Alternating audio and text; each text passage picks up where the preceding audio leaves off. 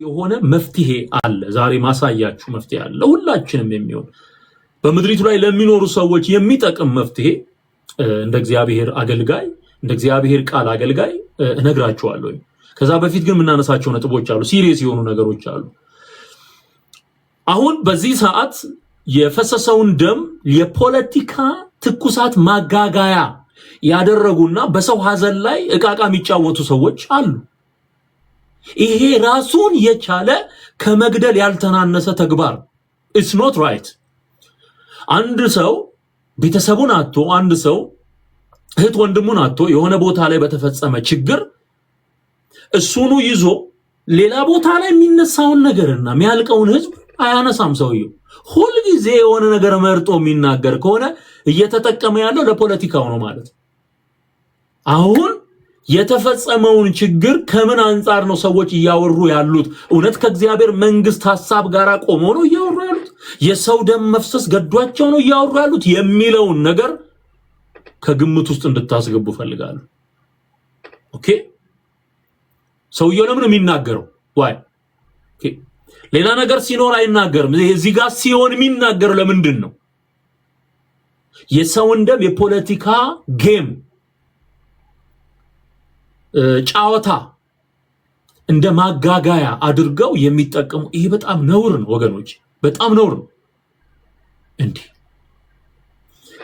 ተመልከቱ፣ ባህር ዳር ላይ 80 ህዝብ በላይ ባህር ዳር ላይ 80 ህዝብ በላይ በጀልባ ተጭኖ እየሄደ ወደ ክርስቶስ ሰምራ በዓል እየሄደ ሬሳው እንኳን አልተገኘም። የሰው ሬሳ አልተገኘም። በሙሉ ነው ያለቀው። ሰው ያወራል አያወራም? ሚዲያው ያወራል አያወራም? እኔና የተወሰኑ ሰዎች ናቸው ያወሩት ይሄን ጉዳይ።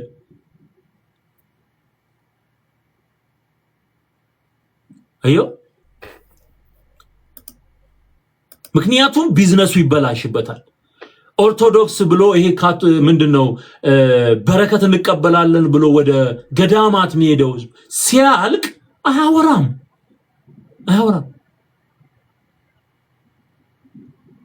ለምን? እንደውም ሲደብቁ ተመልክተናል። ቁጥሩን እየደበቁ እንዳይነገር ሲያደርጉ ተመልክተናል። እዚህ በርሜል ገብርኤል የሚባለውም ቦታ እንደዚሁ የሞቱትን ሰዎች አስከሬን እንኳን አንሰጥም ብለው እዛው እንዲቀበር ያደረጉበት መንገድ በድብብቅና በሽፍንፍን ሰዎች እዛው ያለቀው ህዝብ ቁጥር በጣም ብዙ ነው። ከ300 ምናምን በላይ ህዝብ ነው ያለቀው። ሸፍኖ ደብቆ ነው ዝም ያለው። ኦኬ፣ እዚህ ጋራ ብቻ መርጦ ከሆነ የሚናገረው ችግር አለበት ማለት ነው። እየተናገረ ያለው በትክክለኛ አይምሮ አይደለም፣ በትክክለኛ የሰው አስተሳሰብ አይደለም፣ በሰብአዊነት ልክ አይደለም እያወራ ያለው። እውነት ኮምፕሮማይዝ አይደረግ። ባህር ዳር ላይ ያለው እውነት፣ አሩሲ ላይ ያለው እውነት፣ ጂማ ላይ ያለው እውነት ወይም ደግሞ ወለጋ ላይ ያለው እውነት አንድ ነው። በቃ ለምን አይጮህም?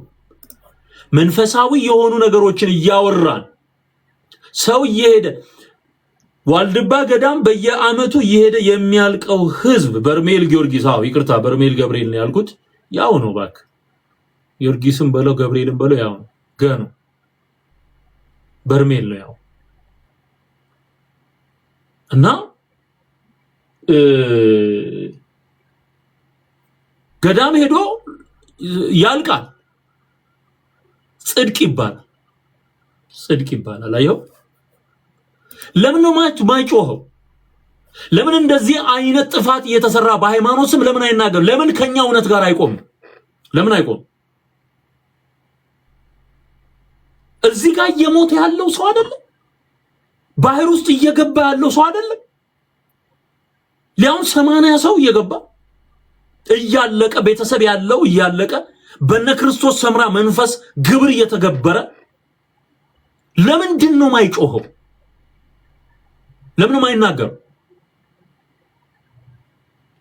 እኔ ትላንትና እንኳን አይደለም ዛሬ በዚህ በክርስቶስ እውነት አምኜ ድኜ ይቅርና ትላንትና እንኳን እዛ ኦርቶዶክስ ውስጥ እያለን በጅማ የነበረ ችግር ላይ መዝሙር ዘምረናል። ትላንትናም እቃወማለሁ፣ ዛሬም እቃወማለሁ። ሰው በከንቱ በግፍ መገደል የለበትም። በቃ አጠቃላይ ሰው ያለ ፍላጎቱ ተገዶ ምንም ነገር ማድረግ የለበትም። መሞትም ደሙ መፍሰስም የለበት። ይሄ አቋም የእግዚአብሔር መንግስት አቋም። አልስማማ፣ ድሮም አልስማማም፣ ወደፊትም አልስማማም።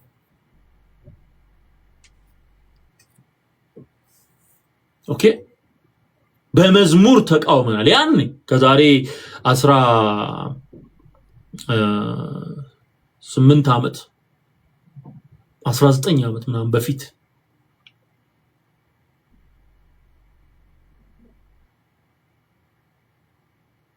የባሰ አታምጣ ከዚህ በላይ ያሳልፈናል ብዙ ስቃይ የሚል መዝሙር ዘምሬ እዛ ውስጥ እነዚህን ኮንሰፕቶች ስናገር ነበር። ይህንን እውነት ሳስተጋባ ነበር። ሰው የሰው ደም በከንቱ አታፍሱ። እዛ ድረስ ለምሳሌ ሄደናል። እኔ ሃይማኖት ግጭት በኢትዮጵያ ምድር ላይ ዛሬ የተጀመረ ነገር አለ፣ ቆይቷል። ግን እዛም ሆነን ስንናገር እንደነበር ልነግራችሁ ነው። ለምሳሌ ጂማ ላይ በሻሻ የሚባል አካባቢ ብዙ ኦርቶዶክሳውያን ተገለው በጣም ብዙ መኪና አሰልፈን ሄደናል። ህዝቡን አጽናንተን ነው የተመለሰው። ቦታው ድረስ ሄደን ማለት ነው። ያን አሁንም ቢሆን ሰው በማንነቱ መገደል የለበትም። ይሄ አቋም ባይዞይ ሰብአዊነት ማለት ከዚህ ነው የሚጀምረው። ሰብአዊነት ወንድምህም ሩቅ ያለውም ሰውዬ ቫልዩ በእግዚአብሔር ዘንድ አንድ ነው። ቫልዩ አንድ ነው ዋጋ። የኔ ወንድም የኔ እህት ስለሆነ በስጋ ቫልዩ ከፍ አይልም ዝቅም አይልም፣ አንድ ነው። በእግዚአብሔር አርአያና አምሳል ተፈጥሮታል። ሰውን በእግዚአብሔር መልክ ፈጥሮታልና የሰው ደም የሚያፈስ ሁሉ ደሙ ይፈሳል። ቫልዩ ስንት ነው? አንድ።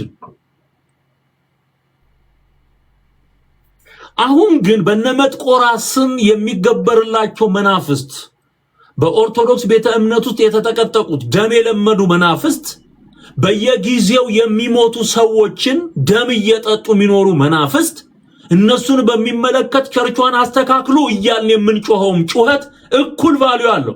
እንደውም ይሄኛው እኔ የምጮኸው ጩኸት ሰው በስጋ መሞቱን ብቻ ሳይሆን በነፍስ ወደ ሲኦል እንዳይወርድ ነው እየተናገርኩ ያሉት። ኦኬ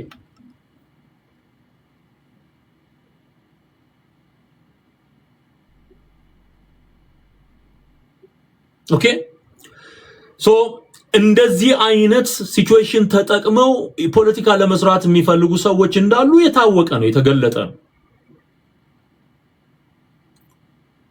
እንደሱ ባይሆን መልካም ነው። መሆን ያለበት እንዴት ነው?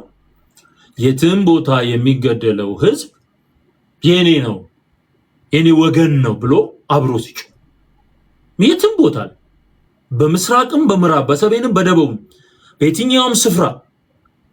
በየትኛውም ስፍራ የሚፈጠሩ ችግሮችን በሚመለከት እኩል ቫልዩ ሰጥተ መናገር ስትችል፣ እኔ እንዳደረኩት ያው ያደረኩት እንዳለው አርሲም ላይ ደም መፍሰስ የለበትም። በሃይማኖትም ስም እየሄደ የሚሞተው ህዝብ መቆም አለበት። ትግራይም ላይ ደም መፍሰስ የለበትም። አማራም ላይ ደም መፍሰስ የለበትም። ወለጋም ላይ ደም መፍሰስ የለበትም። ከተቃወም ሁሉንም ነው ተቃወም። ከጮክ ለሁሉ ነው የምትጮህ። ቤኒሻንጉል ጉሙዝ ላይ የሚፈሰው ደም የሰው ደም።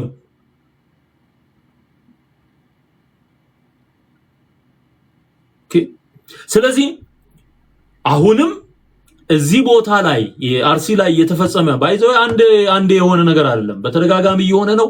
ለዚህ ነው መፍትሄ የሚያስፈልገው ማለት ነው። እንደዚህ አይነት ሰዎች ማረፍ አለባቸው። የመጀመሪያው ነገር እሱ።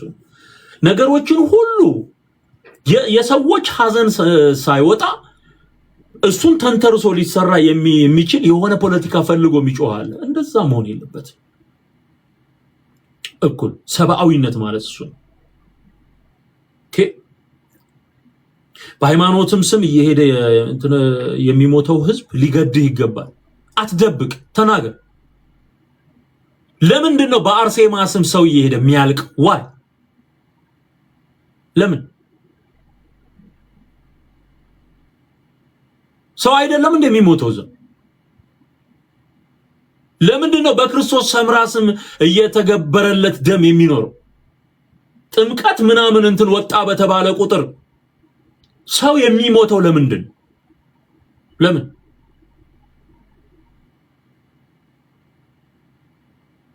ኦኬ። ስለዚህ እውነተኛውን የእግዚአብሔርን መንግስት ወንጌል ሰዎች አምነው ንስሐ ገብተው ጌታን ተቀብለው እንዲድኑ እንናገራለን። በየትኛውም አይነት ስፍራና አቅጣጫ በግፍ የሚገደሉ ሰዎችን ሞት እንቃወማለን። በየትኛውም ስፍራ በየትኛውም ሁኔታ ግድያ የሚባለውን ነገር ሁሉ እንቃወማለን።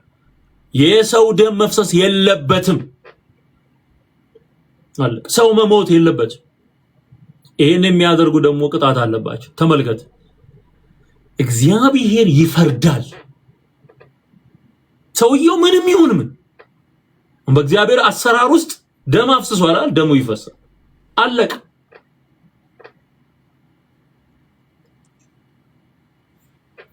ደሙ ይፈስ። ሰው ያረደ የሰው ደም ያፈሰሰ ምንም ምክንያት አለኝ ብሎ የፈለገ ይደርድር ምክንያቱ፣ እግዚአብሔር ግን ይቀጣዋል። ከእግዚአብሔር ዘንድ የሆነ መፍትሄ አለ። ኦኬ ሶ ይሄንን ነገር ማስተዋል ችያለሁ። አንዳንድ ቦታ ላይ በሃይማኖት ስም እየጠፋ ያለ በጣም ብዙ ህዝብ እየሞተ አይናገሩም፣ የሆነ ቦታ ላይ ግን ይናገራል። ትኩረት ማይሰጧቸው ነገሮች አሉ። አየው፣ ይሄ መስተካከል ያለበት ነገር ነው ማለት ነው።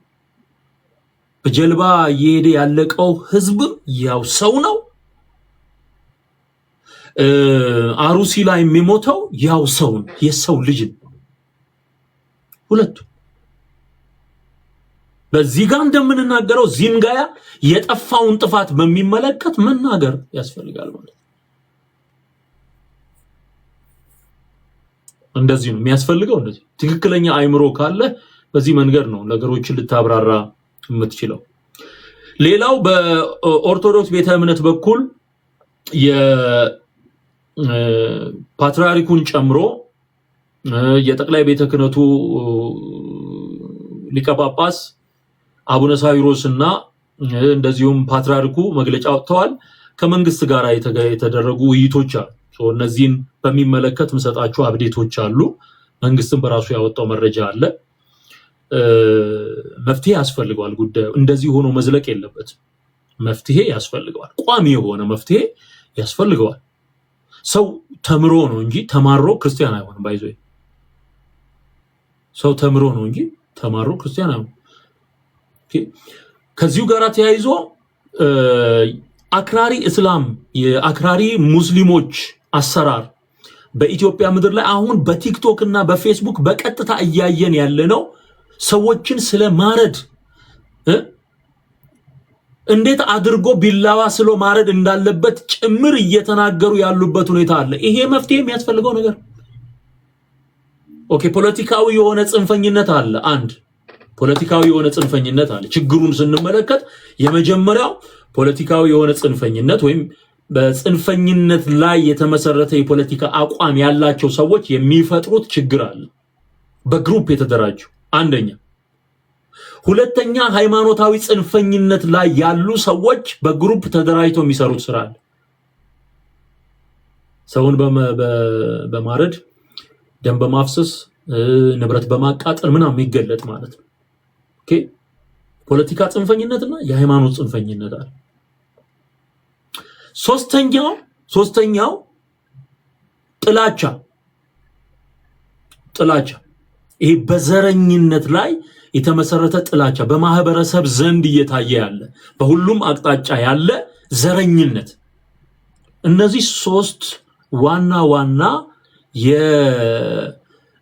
የጥፋት ምክንያቶች ናቸው ብዬ አስባለሁ። መጀመሪያው የፖለቲካ ጽንፈኝነት ነው። ሁለተኛው የሃይማኖት ጽንፈኝነት ነው። ሶስተኛው ዘረኝነት እና ጥላቻ።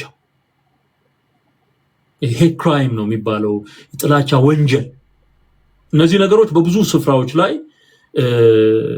እንደ ምክንያት ሲታዩ እናስተውላለን አንዳንዶቹ በግልጽ በቪዲዮ የምናያቸው የሰዎች ንግግሮች ሪአክሽኖችን ስትመለከቱ እነዚህን ሶስት ነገሮች ታስተውላላችሁ ኦኬ ሶ የመጀመሪያው ጉዳይ የፖለቲካ የሚለው ሐሳብ ላይ ፖለቲካ ሰው እንደ ሰውየው ነው አቋሙ እንደ ሰውየው ይለያያል ኦኬ ቻይና ያለችበት የፖለቲካ አቋምና ራሽያ ያለችበት እና አሜሪካ ያሉበት እና ኢራን ያሉበት የፖለቲካ አቋም እንደተለያየ ሁሉ ማለት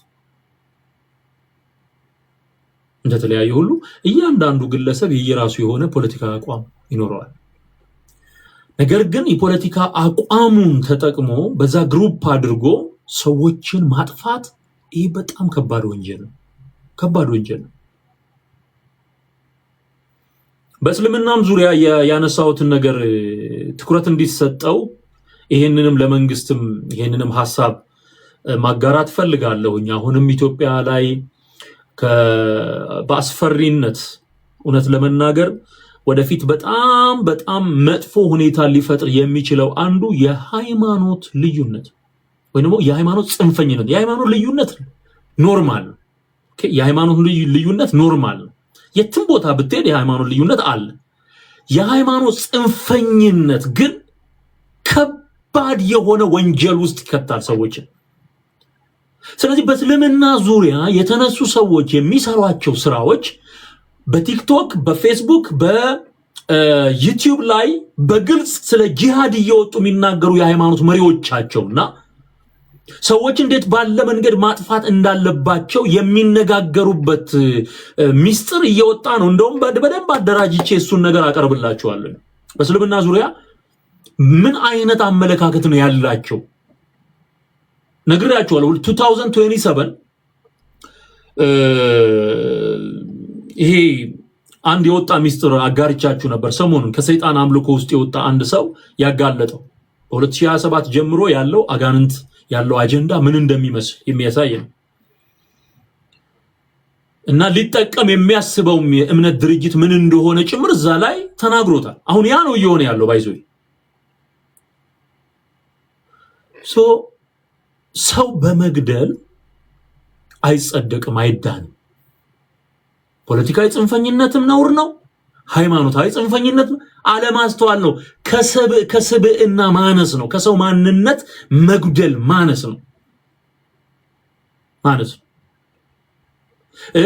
የማህበረሰብ ጥላቻና ደግሞ ሄት ክራይም የምንለው ደግሞ እሱም በሰው በቋንቋ በማንነቱ በምን ተስማምቶ ተዋዶ ተፋቅሮ ተግባብቶ መኖር እየቻለ ሲለያይ ማለት ነው ሲበላላ ሲነካከስ ማለት ነው እርስ በርሷ የምትለያይ መንግስት ትጠፋለች ነው የሚለው መጽሐፍ እግዚአብሔር በሰጠን ምድር እግዚአብሔር በሰጠን ዓለም ላይ ሰዎች በአንድነትና በፍቅር ሊኖሩ ይገባል በአንድነት በመከባበር በፍቅር ሊኖሩ ይገባል እነዚህ ሶስት ነገሮች አይረሱም በጣም ጽንፍ የረገጡ ነገሮች ናቸው ኦኬ ጽንፍ የረገጡ ነገሮች ናቸው እነዚህን መሰረት አድርገን ካየነው ለነዚህ ደግሞ ምን ያስፈልጋል መፍትሄ ያስፈልጋል የመጀመሪያው መንፈሳዊ መፍትሄ ማለት አምላካዊ መፍትሄ ነው ስፒሪቹዋል የሆነ ሶሉሽን ምንድነው የስፒሪቹዋል ሶሉሽን ሰዎች በአንድም በሌላም መንገድ እየሞቱ ያሉበትን ነገር ለመቀነስ በሰላም በምድር ላይ መኖር የሚችሉበትን ሁኔታ ለመፍጠር ሰዎች ከእግዚአብሔር ጋር ያላቸው ህብረትና በተነገረውና በተሰጠን ትክክለኛና እውነተኛ የክርስትና አስተምሮ ላይ መጽናት አስፈላጊ ነው እግዚአብሔር ከማይከብርባቸው የጣዖት አምልኮ ልምምዶች ውስጥ ሰዎች መውጣት አለባቸው ከዚህም በፊት ተናግሬያለሁ ለመጥቆራ ታቦት የቀረጸች ቤተ እምነት ናት ኦርቶዶክስ they have to fix it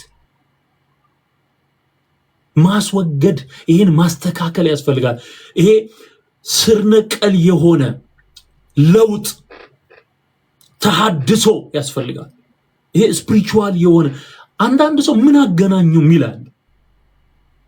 ወንድሞቼና እህቶች እግዚአብሔር ሊከብር በሚፈልገው ህዝብ መካከል አማልክት የእግዚአብሔርን ስፍራ ከልለው የክርስቶስን ስፍራ ከልለው በተለያዩ አይነት በዓላት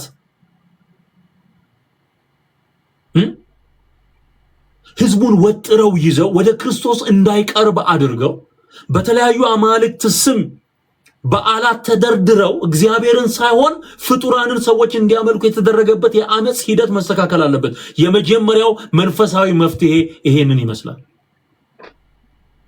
ከገድላ ገድልና ከማይጠቅሙ ከማይረቡ መጻሕፍት የተረተረት ዕውቀቶች ወደ እውነተኛው የእግዚአብሔር መለኮታዊ ሐሳብና የእግዚአብሔር ቃል እውነት መምጣት ያስፈልጋል።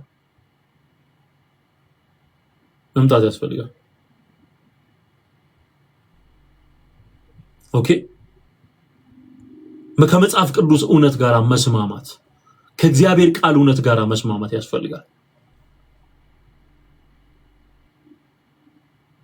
ከቁጥር የበዙ በዓላትና ለአጋንንቱ እየተሰዋ ያለው ዴዲኬት እየተደረገ ያለው ቀን ወደ እግዚአብሔር አምልኮ መቀየር አለበት። ወደ እግዚአብሔር አምልኮ መቀየር አለበት። በግልጽ ነው እኔ የምናገረው፣ መደብቃችሁ ነገር የለም። ከከተሞቻችሁ ቁጥር የበዙት አማልክቶቻችሁ መተው ያድኗቸዋል። እግዚአብሔር ተው ያላቸው አማልክትን አብዝተው እስራኤል በጠላት እጅ ወደቁ። እግዚአብሔር ተዋቸው። ከዛ በኋላ እንዴት አታድነንም ብለው መክሰስ ጀመሩ። እግዚአብሔር እንዴ ከከተሞቻችሁ ቁጥር የበዙት አማልክቶቻችሁ መተው ያድኗቸው አላቸው። እግዚአብሔር ሲናገር ሰው ካልሰማ ቀጥሎ ባደረገው ነገር ይማርና ወይ ይማረርና ወደ እግዚአብሔር ቢመጣ መልሱ ምንድነው? አማልክቶችን አራግፍ።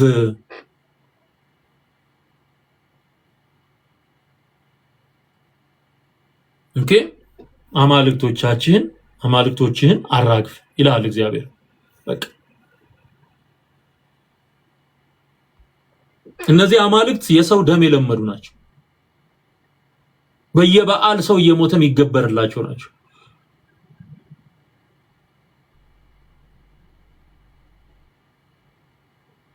ይሄ የተረጋገጠ ነው። አንተ የምታውቀውን ነው የምነግርህ። እኔ እኮ አዲስ ነገር ፈጥሬ አይደል፣ አይምሮ ውስጥ ያለውን እውነት ነው የምነግርህ። በጆሮ እየሰማህ ይኖርከውን ከልጅነት ጀምሮ ሰው የመንፈሳዊ መፍት። ሌላው ከሰባዊነት አንጻር ፍርድን ለማን ነው? ለእግዚአብሔር ነው። ምንተው እግዚአብሔር ፈራጅ ነው። እግዚአብሔር ይፈርዳል። እንዳልኳችሁ ደም የሚያፈስ ደሙ ይፈሳል። መንፈሳዊ መፍትሄ ውስጥ የእግዚአብሔርን መለኮታዊ ፍርድ እንመለከታለን። በግፍ ለተገደሉ እግዚአብሔር ይቆማል። የአቤል ደም ትጮሃለች እያለ ቃኤልን እንዳናገረው እግዚአብሔር ለንጹሃን ደም ይሟገታል፣ ፍርድን ይፈርዳል። ምናልባትም እዛ ቦታ ላይ ከፈሰሰው ደም አንጻር ከዚህ በኋላ ወደፊት በጣም አደገኛ የሆነ ጥፋት ይመጣል። እኔ ለምንድን ነው እውነቱን የምነግርህ? አሁን እኔ አልሸነግልም። ማንን ይኸው በሕያው እግዚአብሔር ፊት ነው የምናገረው። አልሸነግልም፣ እውነቱን ነው የምነግርህ። በዚህ ውስጥ የተሳተፉ አይቀጡም ወይ?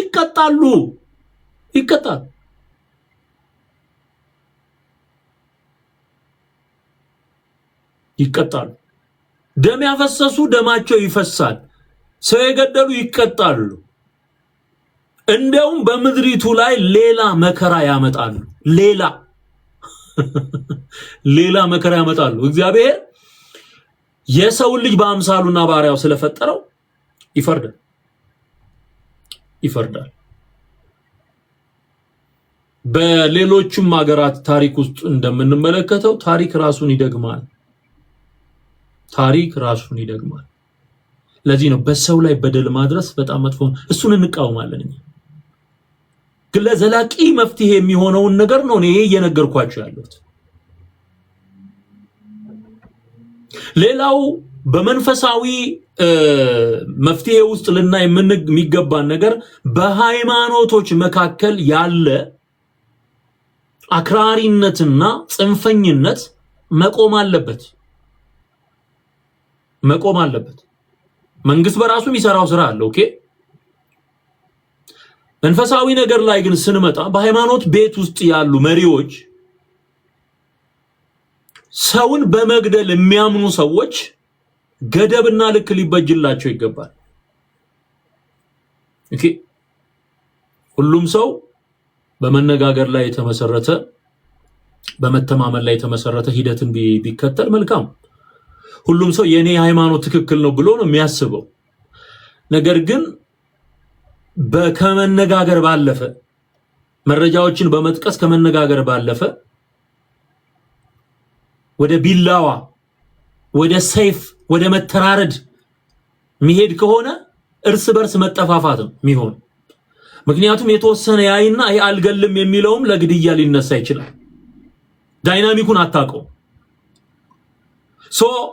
አንተ ቦታ ላይ በዛ ያለ ቁጥር ካለ የሆነ በዛ ያለው ቁጥር አመዝኖ እዛ ቦታ ላይ ያሉትን የሆነ ሃይማኖት ድርጅት ተከታዮችን ሊያጠፋ ሊቀጣ ይችላል፣ ሊገል ይችላል። ነገር ግን ያንተ እምነት ተከታዮች ያሉበት ሌላ ቦታ ስስ ቁጥር ያላቸው ደግሞ በሌሎች ተከበው ያሉበት ሁኔታ አለ። እነሱ ደግሞ ይነሱና እነዚህን ያጠፋል። ከዛ ምን ነው የሚሆነው? መጠፋፋት ነው የሚሆነው። ማን ሊኖርበት ነው? ቆይ መሬቱ ላይ ማን ሊኖርበት ነው? ከዛ በኋላ እንዴት ልትኖር ነው? ከዛ በኋላ ከማን ጋር ልትቀጥል ነው እንዴ? አሁን ጅማ ላይ እንደዚህ አይነት ነገር ተከስቷል ብያችኋል።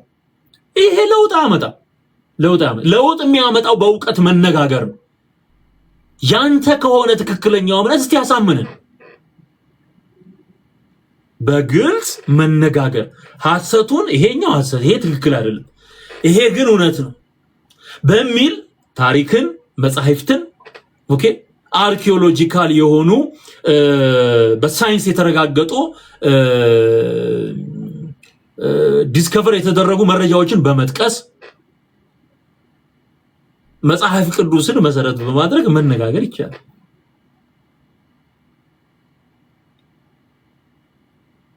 አዮ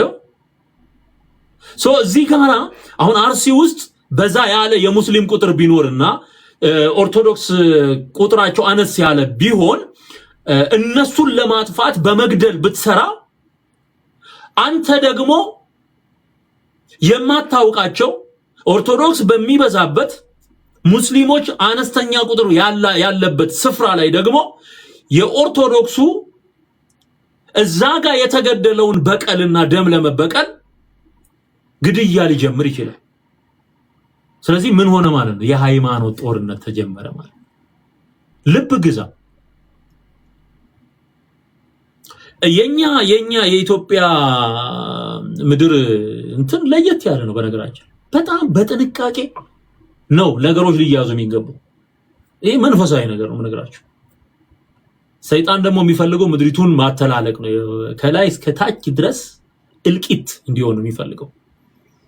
ስለዚህ ይሄ በእስልምና ውስጥ ያላችሁ ትልልቅ የሃይማኖቱ መሪዎች በኦርቶዶክስም ያላችሁ በፕሮቴስታንትም ያላችሁ አሁን የሃይማኖት መሪዎች እኮ አንድ ላይ ተሰብስበው መነጋገር ጀምረዋል። መንግስት ያንን ነገር አመቻችቷል። እስከማቀው ድረስ መከባበርና መቀባበል እንደሚያስፈልግ ለወገኖቻችሁ ማስረዳት ያስፈልጋል። ቦታው ድረስ በመሄድ ይሄ ነገር ለአንዴም ለመጨረሻም ጊዜ መፍትሄ እንዲሰጠው ማድረግ አስፈላጊ ነው። መሪዎች ናቸው ተጽዕኖ ማምጣት የሚችሉት። የሌላው ህዝብ ይሄን ተከትሎ የመሪዎችን ቃል ተከትሎ ምን ይሆናል? በስርዓት መጓዝ ይጀምራል ማለት ነው። ኢትዮጵያ ያላትን ይሄ አብሮ የመኖር ባህልና አንድነት ማስፈን በጣም ተገቢ ነው። ይሄ በመንፈሳዊ መፍትሄ ውስጥ ልናየው የሚገባ ገንቢ ሐሳብ ነው ብዬ አምናለሁ። ሃይማኖታዊ ጽንፈኝነትን በዚህ መፍትሄ መስጠት ያስፈልጋል። ኦኬ ሌላው መንግስታዊ ወይም ደግሞ ገቨርንመንታል የሆነው ሶሉሽን ለፖለቲካዊ ጽንፈኝነት መፍትሄ የሚሰጠው ደግሞ ገቨርንመንት ነው። ይሄው እዚህ ጋር አሁን በሃይማኖት ጽንፈኝነት ውስጥ ላሉት መንፈሳዊ በሆነው ረገድ በሃይማኖት ቤት ውስጥ ያሉ መሪዎች ሊሰሩ የሚገባውን ነገር በየሃይማኖት ድርጅት ውስጥ ያሉ የታቀፉ ሰዎች በምን አይነት ሁኔታ አይምሯቸውን ሴትአፕ ማድረግ እንዳለባቸው ምን ማሰብ እንዳለባቸው ተነጋግረናል።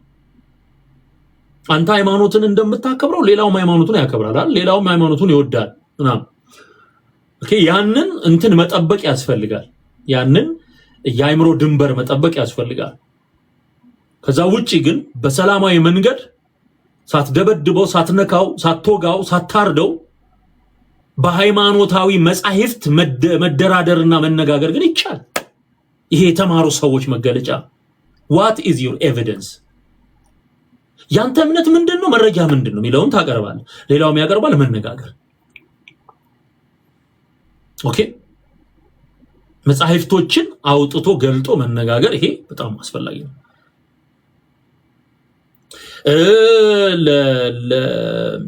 ለሃይማኖት መሪዎች ደግሞ ያን እንዲሆን ማድረግ መወጣት ያለባቸውን ግዴታ በየስፍራው ያሉ መሪዎች እሱን በሚመለከት ተነጋገር። አሁን የፖለቲካ ትኩሳት ውስጥ ስንመጣ የፖለቲካ ጽንፈኝነት ውስጥ ያሉ ሰዎች ደግሞ መነሻ የሚያደርጓቸው ሌሎች ብዙ ሐሳቦች አሉ፣ የራሳቸው የሆኑ አመለካከቶች አሉ። ግን ለዚህ መፍትሄ የሚሰጠው ማን ነው? ገቨርንመንት ነው። እንደሰማሁት ከኦርቶዶክስ የተውጣጡ ሰዎች ከመንግስት ጋራ ውይይት እንዳደረጉ ደርሶኛል፣ መረጃው ደርሶኛል። ትላንትናው ዕለት ከሰላም ሚኒስተር ጋራ ውይይት እንደተደረገ በሀገር አቀፍ ደረጃ ይሄ ጉዳይ እንደተያዘ ሰምቻለሁ። በጣም ጥሩ ነገር ነው። ይሄ ጥሩ ነገር ነው። ምክንያቱም የተቃጠለ የኦርቶዶክስ ቤተ እምነት አለ። ያንን በሚመለከት ሄዶ ከመንግስት ጋር መወያየት የመጀመሪያው ተግባር ነው። ተወያይተዋል፣ መግለጫም ወጥቷል። እነዚህ ይሄንን ነገር ያደረጉ ሰዎች ማንነት እንደተለየ እንደታወቀ ከመንግስት መግለጫዎች መረዳት ችለናል። ኦኬ ይሄ የፖለቲካ ጽንፈኝነት አመለካከት ነው። በነገራችን ላይ ሰዎችን ወደ ተግባር የሚወስደው እኮ አመለካከትና ቪው እይታ የምታደርገው መነጽር እይታህን ይቀይረዋል። ጥቁር መነጽር ካደረክ ጥቁሩ መነጽር የሚያሳይ ጠቆር ያለ ነገር ሊያጎላ የሚችል ደግሞ ከሩቅ ቀረብ አድርጎ ሊያሳይ የሚችል መነጽር ካረክ እንደዛው ነው። አርቆ ደግሞ ሊያሳይ የሚችል ሌንስ የተገጠመለት ከሆነ እንደዛው ነው። እንደተገጠመለት ሰው ደግሞ የሚኖረው እንደ እይታው። ስለዚህ የፖለቲካል ቪው ሁሉም ሰው የየራሱ የሆነ ፖለቲካል ቪው አለው በመኖርበት አለ። ለምሳሌ አሁን አሜሪካ ውስጥ የሪፐብሊካን እና የዲሞክራቶች እይታ የተለያየ ነው። ከእንደገና ደግሞ መሃል ቤት ደግሞ የሆኑ አሉ፣ ሊበራል የሆነ አመለካከት ያላቸው አሉ። ኦኬ ሶ እያንዳንዱ ሰው የየራሱ የሆነ የፖለቲካ አቋም አለው። ብዙ ተከታይ ያለው ያሸንፋል ማለት ነው። ብዙ የመረጠው ያሸንፋል። በዚህ መልኩ ነው የሚከናወነው። ነገር ግን ፖለቲካህን ወይም ደግሞ እይታህን መሰረት አድርገ የተጨማደደ እይታ ሰራር ውስጥ ከገባ ግን እንደዚህ መገዳደል ውስጥ ደም ማፍሰስ ውስጥ ይገባል ማለት ነው። ይሄ ለኢትዮጵያ አይጠቅም፣ ለምድራችን አይጠቅም። እርሻ ብታርስ ይሻል። መሳሪያ አስቀምጠ እርሻ እርስ። እርግጥ ነው በዚህ ዙሪያ የሚነሱ ሌሎች ጥያቄዎች ይኖራሉ። ከመሬት ጋራ የተገናኙ ጥያቄዎች እሰማለሁ ሲነሱ። ኦኬ ከመሬት ባለቤትነት ጋራ በተገናኘ የሚነሱ ጥያቄዎች አሉ። እነዚህን ጥያቄዎች ማን ነው መፍትሄ የሚሰጣቸው? መንግስት። አየው ከህዝብ ጋራ ተወያይቶ መንግስት መፍትሄ የሚሰጣቸው። በሰሜኑ ክፍል የሚነሱ የመሬት ጥያቄዎች አሉ። እንደዚሁም ደግሞ በኦሮሚያ ምድር የሚነሱ አሉ። በአዲስ አበባ ዙሪያ ይሄንን መፍትሄ የሚሰጠው ገቨርንመንት ነው፣ መንግስት ነው፣ የኢትዮጵያ መንግስት ነው። ኦኬ ህዝብ የመረጠው መንግስት ነው። ይሄን ማስተካከል ደግሞ መብቱ ብቻ ሳይሆን ግዴታውም ነው፣ የመንግስት ግዴታው። ስለዚህ በተንሸዋረረ የፖለቲካ እይታ የሚነሱ ግጭቶችን ማስተካከል የመንግስት ነው። እዚህ ቦታ ላይ ሃይማኖት መሪዎችም ሆነ ማህበረሰቡ ሊጫወት የሚችለው ሚና አለ። ለምሳሌ ነዋሪ የአካባቢው ነዋሪ ቅድም በመንፈሳዊው ሶሉሽን ወይም ደግሞ መፍትሄ ውስጥ እንዳየነው የሃይማኖት መሪዎቹን ድምጽ ሰምቶ በመታዘዝ ሰላማዊ የሆነ ኑሮን የመኖር የሚለው ሐሳብ እንዳለ ሆኖ በዚህም በፖለቲካውም ይገርማችኋል እርስ በርስ በመግባባት በመነጋገር የአንዱን የፖለቲካ ቪው አክብሮ በመቀበል በሰላም መኖር ይቻላል። በሰላም መኖር ይቻላል። መንግስት የሚያመጣውን መፍትሄ ደግሞ እሺ ብሎ በመቀበል በእርግጠኝነት መፍትሄ ይዞ መምጣት ይችላል መንግስት በእርግጠኝነት በቃ ይሄ ትክክል ነው በዚህ መልኩ ነው ይሄ ደግሞ እንዲህ ቢሆን ይሻላል ብሎ የአካባቢውን ሰዎች አወያይቶ ነው ያው መጀመሪያ ተወያይቶ ሰምኮፉ ታውቆ ምን እንደሆነ ይዛ አካባቢ በነገራችን ላይ አርሲ ላይ በደንብ ጥናት ተደርጎ ስር ነቀል የሆነ ነገር ነው የሚያስፈልገው የሆነ መፍትሄ ነው የሚያስፈልገው የሁል ጊዜ መፍትሄ ነው የሚያስፈልገው ዝም ብሎ አሁን ተወርቶ የሚያበቃ ነገር አይደለም ኦኬ በተደጋጋሚ ነገሮች እየተፈጠሩ ስለሆነ እንደዚህ የሚያሳዝኑ ክስተቶችን እያየን ስለሆነ የሚያስፈልገው ዘለቄታ ያለው መፍትሄ ነው ከህብረተሰቡ ጋራ መንግስት ማወያየት አለበት የጉዳዩን አሳሳቢነት እኛ ከምንረዳው በላይ መንግስት ይረዳል ብዬ አስባለሁ ሰዎችን በማወያየት የአካባቢውን ነዋሪዎች በመሰብሰብ መሪዎችን በመሰብሰብ ከዛ በኋላ ጥናት ተደርጎ ለጉዳዩ መፍትሄ ሊሆን የሚችል ወጥ የሆነ በጣም አስፈላጊ የሆነ የማያዳግም እርምጃ መውሰድ እነዚህንም ደግሞ ለህግ ማቅረብ ያስፈልጋል አሁን የገቨርንመንታል እንትን ላይ የመጨረሻው መፍትሄ ላይ ምናገረው ለህግ መቅረብ አለባቸው ሰው የሚገሉ ሰዎች ሌላ ቦታ እንደሚደረገው እነሱም ለህግ መቅረብ አለባቸው ለህግ መቅረብ አለባቸው ምክንያቱም የኢትዮጵያ ህገ መንግስት ለሁሉም አይነት ችግር መንግስታዊ የሆነ መፍትሄና ህጋዊ የሆነ መፍትሄ ያለው ይሄ ቢሆን ይሄ ይሆናል የሚለው አካሄድ አለ ስለዚህ የሰው ደም ያፈሰሱ ንብረት የሚያቃጥሉ እነዚህ ሰዎች ተይዘው ለህግ መቅረብ አለባቸው ይሄ እንደ ገቨርንመንት የሚሰራበት ነገር ነው መሰራትም ያለበት ነገር ነው ብዬ አስባለሁ ሶስተኛው ሰብአዊ መፍትሄ እያንዳንዱ ሰው ቤቱንና ደጁን ቢያጸዳ ከተማዋ ትጸዳለች የሚለው አባባል እያንዳንዱ ሰው ሰላሙን ቢያረጋግጥ አገር ሰላም ትሆናለች እንደማለት ነው ስለዚህ አርሲ ላይ ያለው ሌላውን ቦታ ላይ ስልችት ብሎታል ኢትዮጵያ ህዝብ እውነት ለመናገር ጦርነት እንደመፋሰስ ምን ስልችቶት ወደ ስራ መግባት ራሱን መለወጥ ነው የሚፈልገው መሆንም ያለበት ያ ሁሉም ሰው የራሱን ሰላም የቤቱን ሰላም ማረጋገጥ አለበት ከያንዳንዱ ሰው ቤት ትንታግ የሚወጣ ከሆነ ከያንዳንዱ ሰው ቤት እሳት የሚወጣ ከሆነ ከተማዋ ትቃጠላለች ያ ወደ 3-4 ሰው ግሩፕነት ይቀየራል ከዛ ወደ ሰፊ ማህበረሰብ ይቀየራል ከዛ ከተማዋ ሰላም ታጣለች ማለት ነው አካባቢው ሰላም ያጣል ማለት ነው አንተ ቤት ውስጥ ያለውን ሰላም አረጋግጥ አንቺ ቤት ውስጥ ያለውን ሰላም አረጋግጥ ሁሉም ሰው በቤቱ ሰላምን ይከተል እርስ በርሷ የምትለያ መንግስት ትጠፋለች ነው የሚለው መጽሐፍ አሁን ዘመኑ የምንድነው ሰርቶ የመለወጥ ነው ብያምናለሁ ሰርቶ የመለወጥ ዘመን በዚህ ሰርቶ በመለወጥ ዘመን ሰዎች ያደጉ ከተሞች ያደጉ ባሉበት ዘመን ኋላ ቀር የሆነ አመለካከትና እርስ በርስ መጨራረስ ለማንም አይጠቅም ስለዚህ ማህበረሰቡ ለሰላም ቅድሚያ ይስጥ እግዚአብሔርን ይፍራ ሰዎችን በሰውነታቸው ልክ ያክብር ይቀበል በቃ ሰዎችን በሰውነታቸው ልክ ሰው ነው የእግዚአብሔር አራያና አምሳል ከሃይማኖቱም ከምኑም በፊት እኮ ሰውን በሰውነቱ መቀበል ያስፈልጋል እስላም ነው ኦርቶዶክስ ነው ጴንጤ ነው ከማለት በፊት ሰው ነው በሚለው እንግባባ ሰው ነው። ሰው ቤተሰብ አለው፣ ልጆች አሉት፣ ንብረት ያፈራው አለ፣ የለፋው ነገር አለ። ያ ነገር መውደም የለበትም። ሰውን በሰውነቱ ልክ መቀበል፣ እግዚአብሔርን መፍራት፣ ፈጣሪን መፍራት።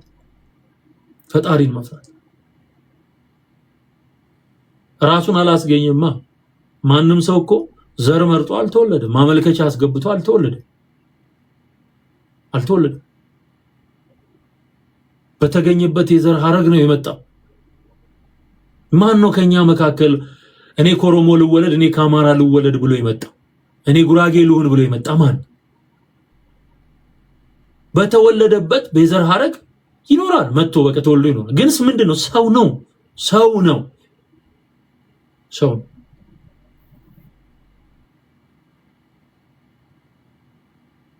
ስለዚህ ሰውን በሰውነቱ መቀበል ማለት ከምንም ነገር በላይ በጣም አስደናቂ ነገር ነው። ሰላምም የሚያመጣ ነገር ነው። ደግሞም የኢትዮጵያ ካልቸር፣ የኢትዮጵያ ታሪካዊ አመጣጥና ባህሏ ይህንን ነው የሚያሳየው። ሰው በህብረትና በአንድነት ሲኖር ምናውቀው፣ በህብረትና በአንድነት ሲኖር ምናውቀው። ስለዚህ ህብረትን ተቀዳሚ ማድረግ፣ ሰላምን ተቀዳሚ ማድረግ ማለት ዋናው የህይወትህ ምርጫ ሰላም ነው ማለት ነው። የህይወትህ ምርጫ ፍቅር ነው፣ አንድነት ነው ማለት ነው። ሰው ሲበዛ 80 ዓመት ካነሰ 65 ነው ኖሮ የሚያልፉ። ዘላለም አይኖር ምድር ላይ። አንተም እንደዛው፣ አንቺም እንደዛው፣ እኔም እንደዛው። በዚህች ውስን እድሜ ተከባብሮ ተዋዶ ተቀባብሎ ቡና አብሮ ጠጥቶ አይደለም ምግብ ተካፍሎ እርስ በርስ ተጋብቶ ልጅ ወልዶ ከብዶ እንዲህ ነው የኖረው የኢትዮጵያ ሕዝብ። እንዲህ ነው የኖረው። ይሄ የዘረኝነት አባዜ ከኢትዮጵያ ምድር መወገድ አለበት። በቃ መዋደድን ነው ተቀዳሚ ማድረግ የሚያስፈልገው ማለት ነው። ሁሉም ቋንቋ እኩል ነው። በነገራችን መግባቢያ መንገብገቢያ አይደለም። ቋንቋ መግባቢያ እንጂ መንገብገቢያ አይደለም። እኩል ነው ቫልዩ። መግባቢያ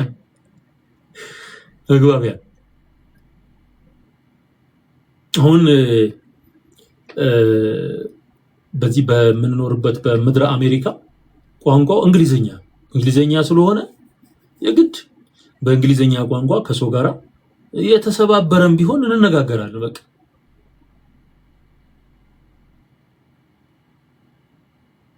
እንነጋገራለን በቋንቋ ማለት እንግሊዘኛ ቋንቋ መናገር የበለጠ ስራህን ስለሚያቀላጥፈው ምናምን ትናገራለህ።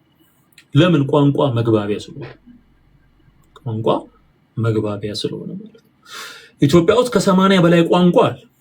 እኛ ደጅ ወተን ስንጫወት እኔ ደቡብ ነው ያደግኩት፣ 5-6 ቋንቋ እንሰማለን። እያንዳንዱ ልጅ የተለያየ ቋንቋ ይዞ ይመጣል። የሚገርማችሁ ከዛ የተነሳ ብዙ ቋንቋ የመስማት እድል ነበረ። ደስ ይላል። ኦኬ ዳይቨርሲቲ ኢዝ ቢዩቲ ይላል። የውበት መገለጫ አንዱ ይሄ የተሰባጠረው ቋንቋ ካልቸር ምኑ አንዱ የኢትዮጵያ ውበት እኮ እሱ ነው። ችግር የለውም። እንደዛው መቀበል ነው፣ እንደወረደ መቀበል ነው ያለበት። ግን ሰውየውን በስብዕናው ልክ ከተቀበልከው ይሄ የሚመጣው በሰውነቱ ሰው ነው ብለህ ስትቀበል ሰው አራዊት አልምዶ እንኳን ከአራዊት ጋር ይኖራል በዚህ ዘመን። ስለዚህ ሰው ከስብዕና ሰውን የሚያወርድ ነገር መኖር የለበትም። ሌላ ተንኮል መኖር የለበትም። ተንኮል አሁን ሆን ተብሎ የሚሰሩ ነገሮች ሊኖሩ ይችላሉ፣ አናውቅ። አንዳንድ ዳይናሚኮች አሉ። ኢትዮጵያ ውስጥ ተንኮል እየተለመደ መጥቷል። ተንኮል እንደ ዕውቀትና እንደ ጥበብ እየተቆጠረ ነው ያለው። ይሄ መቅረት አለበት። በጣም ነውር ነው። ውሸት የዲያብሎስ ባህሪ ነው። ዋሽተው ነገሮችን የሆነ ድራማ ፈጥረው የሚያልፉ ሰዎች አሉ። ይሄ በእርግጥ መንግስት የሚደርስበት ነገር እንዳለ አምናለሁኝ። ጥናት ሲደረግ ውይይት ሲደረግ የሚደረስበት ነገር አለ። ያንን ቅድም እንዳልኩት ገቨርንመንት ሆነው ሶሉሽን በዛ ክፍል ውስጥ አይተነዋል ማለት ነው። ስለዚህ መንፈሳዊ መፍትሄውም መንግስታዊ መፍትሄውም ሰብአዊ መፍትሄውም ይሄን ይመስላል ወገኖቼ። ሰው በሰላም ቢኖር ምድር በቂ ናት። ምድር በቂ ናት፣ ለሁሉም ትበቃለች። እውነትን እንነጋገር፣ ሃይማኖትን ወይም ደግሞ እምነትን በመጽሐፍ ቅዱስ መሰረት እንዳኘው ካልን ደግሞ በትክክል መጽሐፍ ቅዱስን መሰረት አድርገን አለ ወይስ የለም በሚለው መነጋገር ይቻላል ማለት ነው። ይሄ ነው የዛሬው መልእክት፣ ይሄ ነው። ለምድራችን እንጸልያለን። ሌላው አማኞች የሆናችሁ በጌታ በኢየሱስ ክርስቶስ አምናችሁ ዳግመኛ የተወለዳችሁ የእግዚአብሔር መንግስት ዜጋ የሆናችሁ ደግሞ አጥብቆ መጸለይ ለምድሪቱ። ይሄ ደም የለመደ ዘንዶ አለ በምድሪቱ ላይ። ሌላው ረጅም ዘመን ኢትዮጵያ ሰላም እንዳይኖራት ሚሻ አውሪያል። አሁን ሰው ወንጌል ተሰብኮ እየዳነ አይደለ? እየዳነ እኮ ነው። አንዱ ራሱ ወንጌል እንዳይሰበክ እኮ እንቅፋት እኮ ነው የሚሆነው ይሄ። ስለዚህ መጸለይ አለብን እግዚአብሔር ለምድራችን ሰላምን እንዲያመጣ። አሁን በምርጫው በሰላም ተከናወነ፣ ሰዎች በእምነታቸው በማንነታቸው ተከባብረው ተስማምተው እንዲኖሩ መነጋገር ባለባቸው ነገር ላይ ደግሞ በስርዓት እንዲነጋገሩ ምቹ ሁኔታ ነው የሚፈጥረው እንዲህ አይነት ነገር። ነገር ግን ሰይጣን ለሚሰራው ደግሞ ለሚሰጠው አጀንዳ ደግሞ የጸሎት መብረቅ ልትጥልበት ይገባል። ስራ ማይፈታ ጠላት አለብን። የሰው ልጆች ዋናው ጠላት ዲያብሎስ ነው፣ ሰይጣን። እኛ አማኞች ለምድራችን ሰላም መጸለይ አለብን። የእግዚአብሔርን ቃል መሰረት አድርገን የክርስቶስ ኢየሱስን ቃል መሰረት አድርገን የሐዋርያቱን ቃል መሰረት አድርገን በቃ መጸለይ መጋደል ያስፈልጋል ማለት ነው። ከስጋና ከደም ጋር አይደለም። አንዳንዱን ነገር ስታዩት የተሻገረ ነው። ኦኬ። ስለዚህ አበክሬ መግለጽ የምፈልገው የእስልምና ጽንፈኝነት ላይ በግልጽ በሚዲያ እየተነገሩ ያሉ ገዳይነት፣ አራጅነትን መንግስት ትኩረት እንዲሰጠው ደጋግሜ መናገር እፈልጋለሁ። ይሄ ከባድ ነገር ነው። ሊቆም የማይችል እደግመዋለሁ፣ ሊቆም የማይችል ችግር የሚያመጣ ሚሆን ቅድም አብራርቼዋለሁ። ሲሪየስ ነገር ነው። አሁን በግልጽ ነው የሃይማኖት መሪዎቻቸው እየወጡ የተናገሩ ያሉት። ይሄ ሊሰመርበት ይገባል ማለት ነው። ኦርቶዶክሳዊ በመሆኑ ማንም ሰው መገደል የለበትም። ጴንጤ በመሆኑ መደብደብ መገደል የለበትም። ሙስሊምም በመሆኑ መደብደብ መገደል የለበትም። ምድሪቱ ለሁላችን ትበቃለች። ሃይማኖታዊ የሆኑ ጉዳዮችን በመጻሕፍቶችና በዶክመንቶች መነጋገር ይቻላል። ሰውን ግን በስብዕናው ልክ መቀበል አስፈላጊ ነው። መንግስት ደግሞ የራሱን ኃላፊነት መወጣት አለበት። ይሄን ይመስላል እንግዲህ እኔ የገባኝ ይሄ ነው። የተሳሳትኩት ነገር ካለ ታረማለሁ። ለምድሬ ለህዝቤ የሚጠቅም ነገር ነው ሁሌ ምጸልየው። እቺ ምድር ያሳደገችን ምድር ኢትዮጵያ ያሳደገን ምስኪን ህዝብ ሰላም ሆኖ በሰላም ወጥቶ እንዲገባ፣ ችግሩ እንዲወገድለት፣ በልቶ ጠጥቶ ደስ ብሎት እንዲኖር፣ ለብሶ እንዲያምርበት፣ ወጣቶች ተድረው የሚወልዱበት፣ አረጋውያን የሚጦሩባት ምድር እንድትሆን፣ ህፃናት የሚያድጉባት ምድር እንድትሆን ነው ምኞቴም ጸሎቴም።